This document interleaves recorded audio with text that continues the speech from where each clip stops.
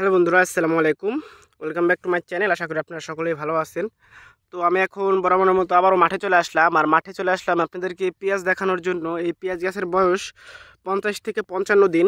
দেখুন পেঁয়াজের যে একটা সাইজ, যে ধরন, সেটা চলে এসেছে অলরেডি। দেখুন কি সাইজ পেঁয়াজের, আর গাছের অবস্থাটা দেখুন।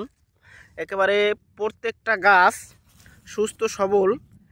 এখন সর্বোচ্চ 10 থেকে 15 দিনের ভিতরেই পেঁয়াজের যে একটাই সেটা চলে আসবে গাছে। এই যে অলরেডি একটাই চলে আসছে, দেখতে পাচ্ছেন।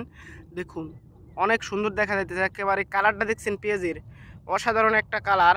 আর প্রত্যেকটা গাছের সাইজ দেখুন, মারাত্মক সাইজ, অনেক সুন্দর এবং সুস্থ সবল আছে।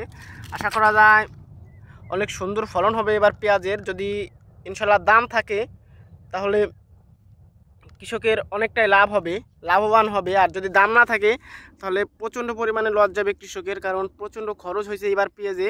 আপনারা তো জানেন কি পরিমাণে ওষুধ, সার, স্প্রের দাম।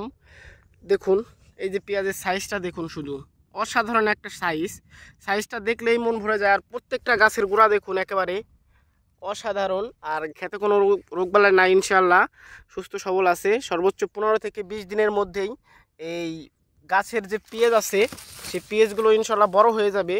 দেখুন গাছের সাইজটা দেখুন, এই যে শুধু গাছ, এখন শুধু পেঁয়াজ নামা বাকি আছে।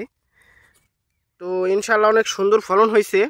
যদি ভালোভাবে মতো রাখে তাহলে অনেক লাভবান হবে। আর যদি দাম পায় কৃষকেরা, তো দেখুন কুয়াশার অবস্থা, প্রচণ্ড পরিমাণে কুয়াশা পড়ছে, একেবারে গাছে কিচ্ছু দেখা যাইতেছে না।